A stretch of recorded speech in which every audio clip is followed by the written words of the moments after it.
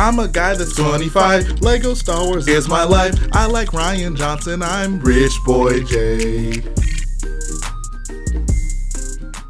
Hello boyos, Rich Boy J here, back again with another video, and this is going to be my 2020 year-end review. I did one of these last year, so I figured why not follow up with it again and let you guys know just how 2020 went. This video is going to be structured basically in 3 different segments. The first segment, I'm actually going to go back to that previous video. I'm going to look at some of the things that I had planned for 2020 and see what are those things I actually got accomplished. Second thing, I'm actually just going to look back at 2020, talk about the highs, the lows, things of that sort. And at the end of the video, we're going to round things off by talking about what are my goals for 2021. So let's go ahead and get started. Looking back at that 2019 year-end review video, specifically when I'm talking about like what I had planned for 2020 was super interesting. I had blonde hair back then. I had blonde on the tips of my hair. It's since all fallen out. But it's so weird to think of just how many things like visually about me has changed. Like my hair is locked up now.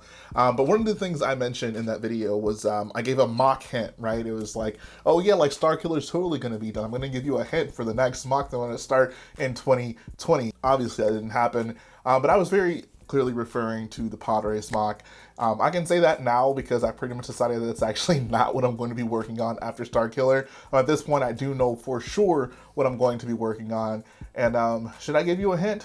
I don't know. Maybe I'll give you the answers you're looking for like Ryan Johnson. Maybe I'll conveniently forget about it like Finn in episode 9. I had a few mock goals that I mentioned in the video as well. I talked about other people's builds that I wanted to build. I did upgrade the Zeta class to the Cave God version, and I did build Caleb Rix's Arc 170 mock. So super happy about that. Sandcrawler, I did not get around to, but as I'll talk about a little later in this video, I think I did a pretty good job at building other people's mocks. My overall goal for 2020 was simply to just continue doing what I'm doing, building mocks for you guys, putting out content, and for the most part, I've been able to do that. I feel like of all years, this is probably the year that would have prevented me from doing the things I wanted to do the most, like with COVID being on lockdown. Like those could have really taken a toll on me, just like physically and emotionally. But I'm super thankful that I'm sitting here at the end of the year and my channel was still able to proceed, progress, grow, all those great things.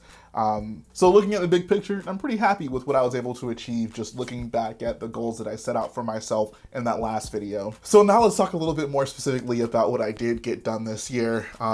I have honestly an insane list of mocks that I was able to build from other people. Like I talked about, oh, I want to get into building other people's mocks, and I feel like I just went all out this year. I built 5 Mr. Idler AATs. I built Jarek's A-Wing and Y-Wing. I built Enther's B-Wing. I built the Cave God Kylo Ren shuttle, so I didn't get around to the Sandcrawler, but I did build his Kylo Ren shuttle, which was awesome. Like, I feel like my collection of mocks is just really blown up this year. I think I also built Jarek's TIE Advance this year, if I'm not mistaken.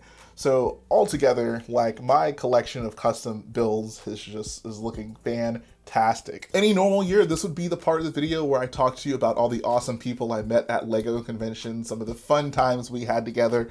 But unfortunately, that's not the case. I didn't go to a single LEGO convention this year because of COVID. What that did mean, however, was there was an increased emphasis on me, and I feel like anyone in the community to build and continue the relationships that we have with people online, and that's where my Discord comes in. It's honestly hard to classify the increased attention that I've given to my Discord this year, as well as all of my moderators have given to the Discord, as anything less than life-changing. Like, having the Discord, being able to connect with you guys on a more personal level, really at any time throughout the day, and collect with all the moderators that I've assembled on the Discord has just been such a nice experience. Like, I think that's just one of the things that really made a difference this year specifically. Not being able to go to conventions was super disappointing, but I felt like we kind of made up for that on the Discord by becoming a lot closer to each other. Like some of the people that I got close to on Discord were ones that I'd been close to before. Maybe not to that extent, but I'd say we talked semi-regularly. But now I just have this group of people on the Rich Boy J Discord that I talk to almost all day, every day, which is awesome. Like most of us are quarantining in our homes right now. We're not going to very many places, or even if you are able to go places, like we don't have the ability to just go talk to any and everyone about Lego Star Wars. So creating the Discord, and I give so much thanks to all the moderators who make it possible. Like, I know it's my Discord, but I still am very much so a small part of what makes that possible. So I just want to really express the gratitude I have for everyone who have been a part of making the Discord what it is today. I really appreciate it. If I wish I could do so much more for you guys because you deserve it, and I feel like one day I will. But having that Discord has been such a great part of this year. Like, there's been so many memes, jokes, laughs, like good moments, good conversations, sometimes heated, sometimes tense, but overall it came from a place of loving Lego and loving Star Wars, and that has been one of the most fulfilling things that I've been able to experience this year. And now that it's been kind of set up, I don't see the Discord as ever not being an important part of my life, because I realize there are so many people in this community that I love talking to, I love engaging with. Even if we're not talking about Lego Star Wars specifically, there's just so many people in this community, so many of my fans, quote unquote, that I've gotten to know on a personal level from the Discord, and that is just so awesome to me. Another thing I wanted to talk about is the state of Lego Star Wars at the end of this year. Obviously, this is a Lego Star Wars channel, so let's reflect a little bit back on Lego Star Wars. So this year began with our January wave, which I'd say was probably pretty good. You know, it wasn't mind-blowing, but it was decent enough. We got the UCS A-Wing as our UCS set for May the 4th this year, which I'd still say is a pretty good set. It's a pretty good to good set. It's not, you know, a UCS set that blows me away, because, I mean, it's a large A-Wing. It's not something that I ultimately would use in a mock or anything. So just me, for what I do with Lego, it's not up there for me. But I think a lot of people were pretty happy with it, so that was nice. The April wave, though, the April wave is what really gets me. That was the helmet wave. That was Lego for the first time pretty much ever saying, hey, we're going to put out an entire wave of sets and not have a single playset. Which it still shocks me that that wasn't a bigger deal than it is. Like, people seem to be mostly okay with the helmets. There doesn't seem to be, you know, this huge backlash against them, which honestly I did not see coming. I feel like being in this community, knowing how people look forward to minifigs and playsets, like having an entire wave not include them, I thought would have been a super risky and just bad thing for Lego to do. But the helmets are clearly very popular. I think we've seen Lego take a turn towards, you know, making more adult or AFOL friendly sets, and this is a part of it, and it seems like people have mostly embraced it. For me, it is still super disappointing. Like, I would be so much happier if we were just getting play sets consistently throughout the year. Like, I'm not saying the helmets don't deserve to exist, but they're very clearly taking spots away from play sets. We used to get a wave of play sets in April. Now it's 3 helmets and a DO build. And that kind of sucks. Like, that could have been, you know, more Mando sets we were getting, Clone Wars sets we were getting, new minifigures, new clones, like anything, honestly. The helmets, just for me as a collector, don't add much to my collection. You know, there's no new minifigures, there's no, you know, new vehicles that we haven't had before. It's just, I don't know. It's not what I go to Lego Star Wars for.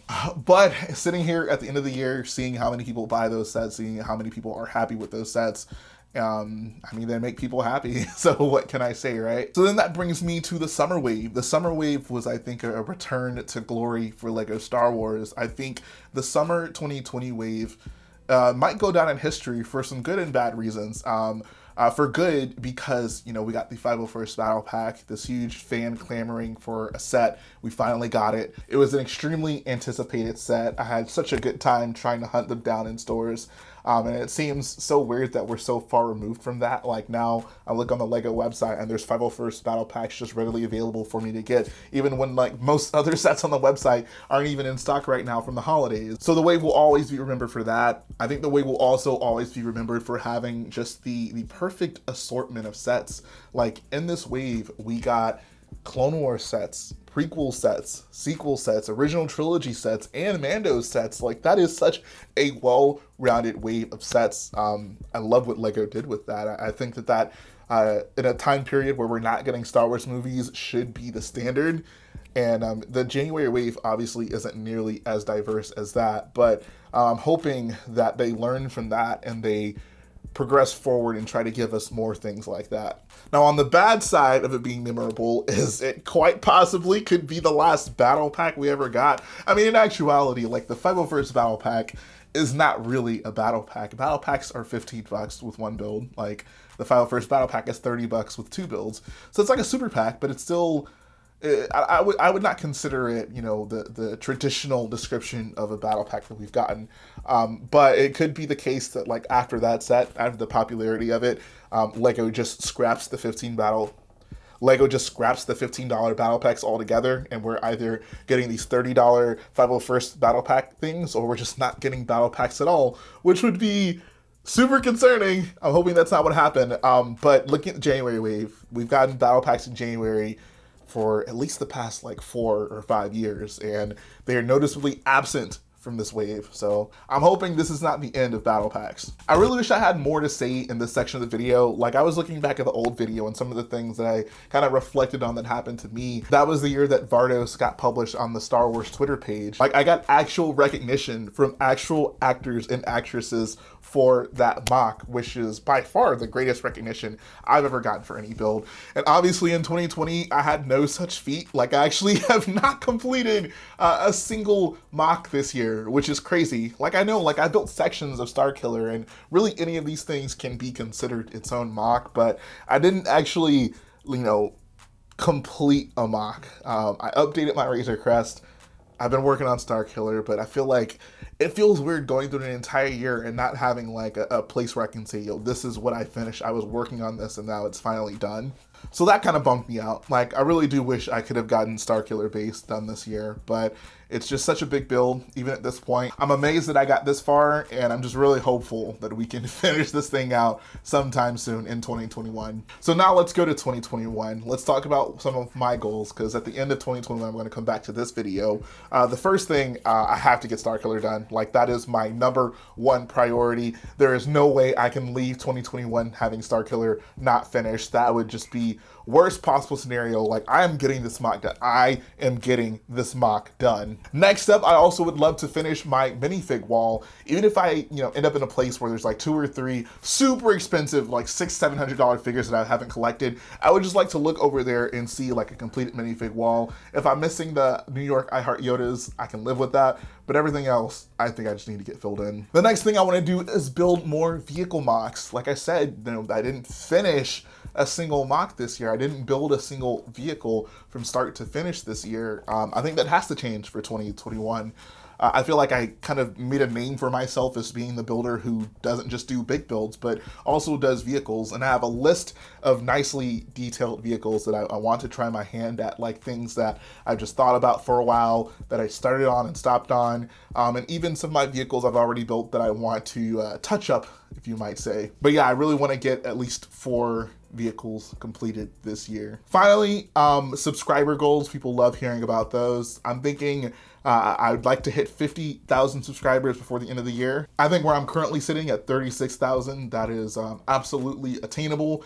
And one of the things I need to happen for that to be possible is for Starkiller to really be super popular. Like a build that I've put so much time and effort into. It would be super disheartening if I released it and it didn't do much better than all my other MOCs. Like, I have high hopes for that video. I really plan on doing some intense promotion for it. And when Starkiller's done, I really do want it to be, you know, the most memorable LEGO Star Wars MOC that has ever been made. So I have high hopes for it, but I feel like I've put in the time and effort, and I'm going to continue putting in the time and effort to make that a reality. But that's going to finish up the video, guys. I hope you enjoyed taking a look back at 2020. In the comment section, I'd love to know, what are some goals that you had set aside for 2020? Did you achieve them? And if not, what are some goals you have going into 2021? If you have any specific moment that you'd like to reflect on that involves my channel or me in any way, I'd love for you to drop that in the comment section below. I know there's so many of you who I connect with on the Discord, but even if you're not on Discord, even if it's just a funny moment that happened on a stream or like a conversation we've had in the comment section, I would love to know what is your, I guess, best Rich Boy J moment that you've had this year. Leave that in the comment section below. And now the video comes to a close. If you guys like what I do, go ahead, support the video by hitting the like button, support the channel by smashing that subscribe button, and I'll be back again very soon.